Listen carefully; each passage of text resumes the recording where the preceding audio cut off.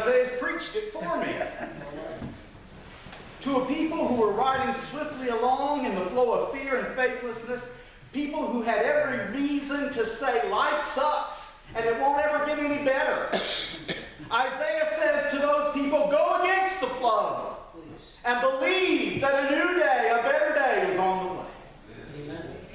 To a people who had the waters of fear and faithlessness rushing around them, a people who had every reason to distrust those who are different and to pull inward and to build walls and to withhold generosity and hospitality. The prophet Isaiah says, go against the flow. Isaiah says, follow the God who throws a banquet, an abundant feast, and says all people are welcome. A God who promises that the forces of life are far more powerful than the forces of death. Now I know it's going against the flow, and it's hard. It's hard to go against the flow. But it's not as hard if we go together. Don't go with the flow of fear and faithlessness. Don't give in to calls for excluding the stranger and turning your back on the poor and taking up armaments of violence and paying back evil with evil. Don't go with the flow of fear and faithfulness. Go against the flow. Go with generosity and with hope and with forgiveness and with love. Go against the flow. Go with compassion and with patience and with persistent goodness. Go against the flow. Don't go with the flow of the streets. Don't go with the flow. This is the best life can get. Meth and crack and opioids and all that other crap is the best life can get. That's our destiny. No, go against the flow. Amen. Go with God. Amen. For there's a better life out there awaiting. That's the song. Now back to the recent questions about this place. Are we making any difference? Are we on the right track or way off track? What about those who break trust with us? Cut them up. Does it mean we should trust less? No. Pull back? No, not really. How can we do what we do in a way better? Those are all good questions. I don't have all the answers. We need to work together to find the answers.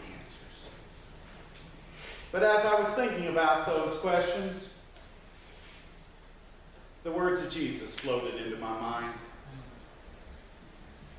Near the end of his life on this earth, before the cross, speaking to his disciples, he summed up what matters to him the most and how best to follow him. And he said this: I was hungry, and you fed me.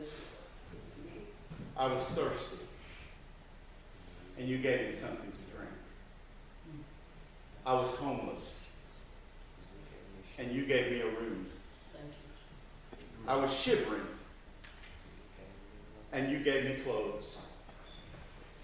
I was sick, and you stopped to visit. I was in prison, and you came to me. Well, then, those sheep are going to say to Jesus, Master, what are you talking about? When did we ever see you hungry and feed you? Or thirsty and give you a drink? When did we ever see you sick or in prison and come to you? And then the king will say, I'm telling the solemn truth. Whenever you did one of these things to someone who's overlooked or ignored, that was me.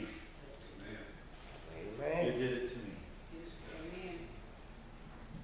Jesus says, keep on doing mercy. Keep on going against the flow.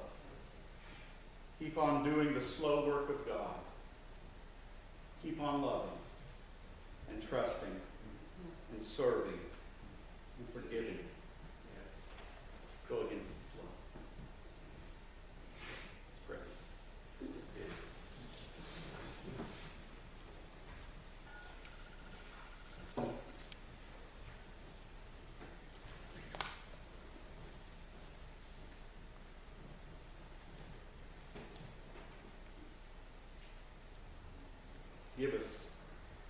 strong paddles, Lord. And put us all in the boat together so we can paddle together Okay. as we go upstream against the flow. Deliver us from the forces of fear and faithlessness. And help us adjust our vision so that we can see your generosity, your compassion, your forgiveness,